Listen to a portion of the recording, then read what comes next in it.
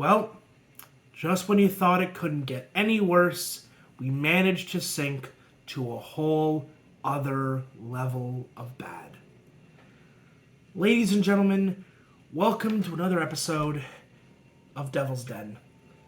Tonight, the New Jersey Devils played the Detroit Red Wings, and it was horrific. Horrific. So bad, in fact, I don't think I can do this video without a certain special friend of mine, and his name is Crown Royal. One moment, please.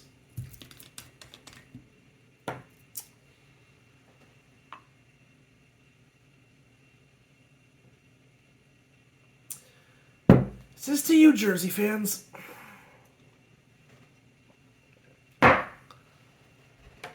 Oh, wow. And yet this still packs less of a punch than this team on the ice. So, Detroit Red Wings win 5-2 against the New Jersey Devils. Are you tired of this, Devils fans? You tired of this yet? Are you tired of the constant disappointment, the constant pain of having to watch what should be a good team on paper continue to shit the bed every single time? Do you get tired of the feeling of having a damn near panic attack or heart attack every single time the puck goes into our own end? Believe me, I'm with you, Devils fans. And this time, I think I've had enough.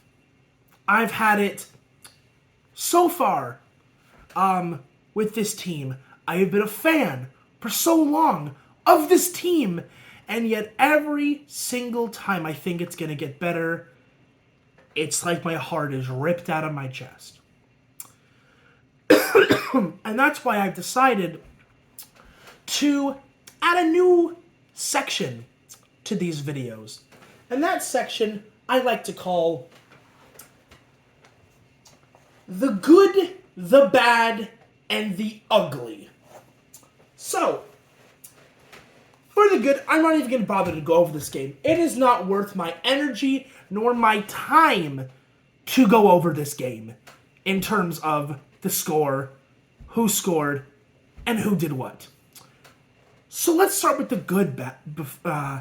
Let's start with the good, shall we? See, this team hurts me so much, I can't even complete full sentences without stuttering over my words. How angry I am.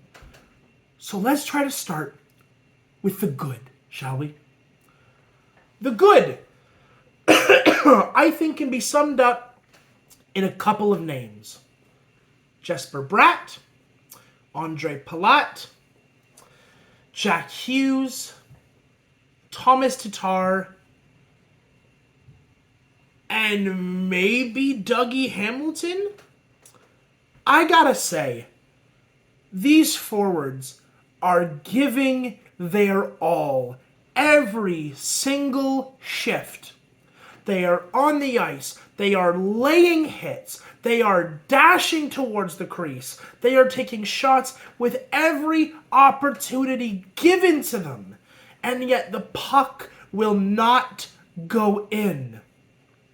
I feel for these forwards because I can see how hard they are working. In this game alone, the New Jersey Devils had 40 shots on net. That is not including attempted shots. That is not including blocked shots by Detroit. Detroit in this game had 11 blocked shots. Now that may not seem like a lot, and it really isn't. It's just over 3 blocks a period.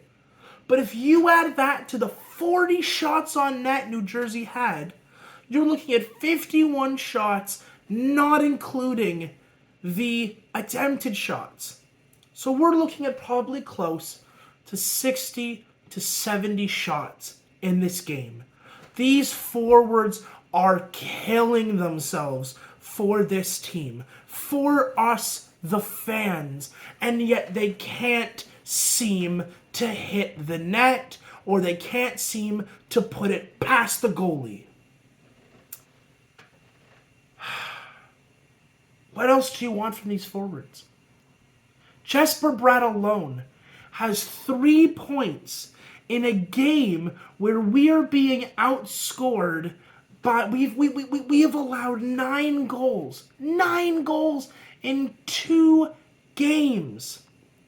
2 games with the opening of a season where we thought we were going to see productivity and some sort of success, even if it was a little bit. Now, I understand a lot of people are saying, whoa, it's only 2 games. But you need to understand something. This is 2 games with a team, with a core that has relatively been together for at least the last 3 seasons. We're talking about Bratt. We're talking about Hischier. We're talking about all of these young guys that we have brought up to try to have some level of success. And it just seems like it's not enough. Now let's move on to the bad.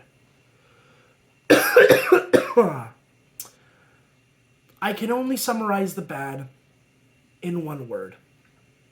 Goaltending. My God, is it bad. I know it's only been 2 games, and I know each goalie only played 1 game, but Mackenzie Blackwood, at this point, needs to be demoted to backup goalie. I do not trust any time that puck goes near him. Vitek Vanacek, I thought was going to be a vast improvement, adding depth to our goaltending chart. Now, I need to say something quickly about Vitek Vanacek. I don't think all of the goals tonight were his fault. Okay? I would say 2 out of the 5 he probably could have or might have should have had. And I don't want to get bored down on this guy in particular, because I do think that he can be an improvement over Mackenzie Blackwood. But dear God, what are you supposed to do when you are laid out to dry every single time the puck goes near you? And that brings us to the ugly, the terrible awfulness of this team is the goddamn defense. And I am looking at 2 people in specific. I am looking at Damon Severson, and I am looking at Ryan Graves. I want to read you out something, okay? This is straight from NHL.com, from the box score from tonight's game. In a game where Detroit scored 5 goals on us, I'm going to read you something. Brendan Smith has a plus-minus tonight of -1. That's not that bad, considering a 5 goals against tonight. Marino, new pickup on the offseason, had a plus-minus of 0.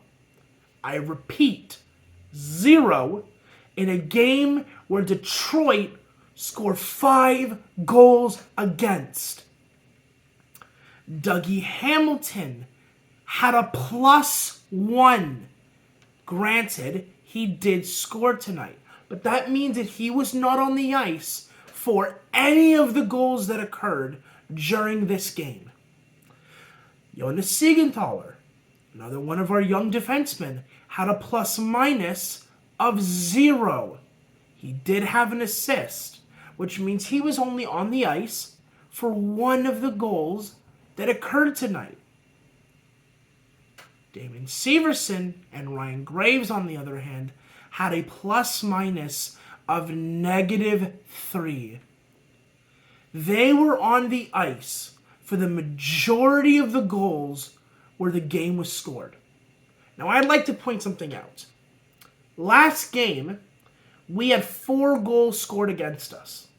Damon Severson had a goal, which means his initial plus-minus, you'd think, would be +1. Wrong. his plus minus was -1 last night. Sorry, not last night, the night before. Which means he was on the ice for half of the goals that were scored. Now, some might say, well, that isn't just because he was on the ice doesn't necessarily mean that he was the cause of the goals that went in. Which brings me to my final point on the ugly. This defense needs to change. We need someone to light a fire under these guys' asses. I mentioned before how the forwards bust their ass for every piece of ice they can get.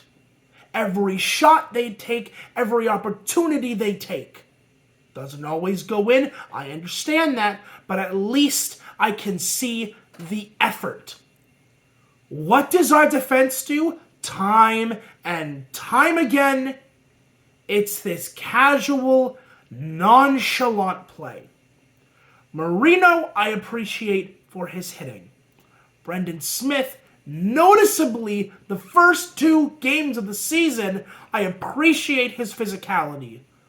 But dear God, does it get bad when we are talking about effort and giving a shit while they are on the ice.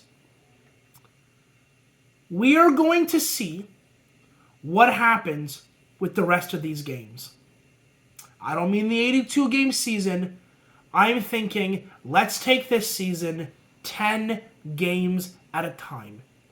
First 10 games happen, we look at the overall plus minus, we look at the overall points, we look at the overall wins. Because at the end of the day, as much as I hate to admit this, wins are the thing that is important. You don't win hockey games, you don't make playoffs. You don't make playoffs, you can't compete for the cup. And is that not why we're all here?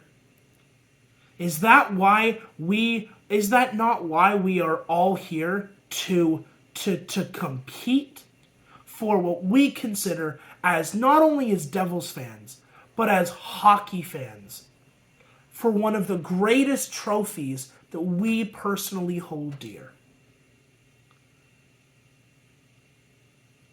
I think that's going to wrap it up for this episode of Devil's Den. We're going to see what happens in Game 3 against Anaheim on Tuesday. But right now, I am not feeling happy. I am not feeling hopeful. I am feeling disappointed and discouraged. And I don't want to feel that about a team that I absolutely love. Final thoughts will go as such. Devils fans, don't give up hope. Try to bear through the pain.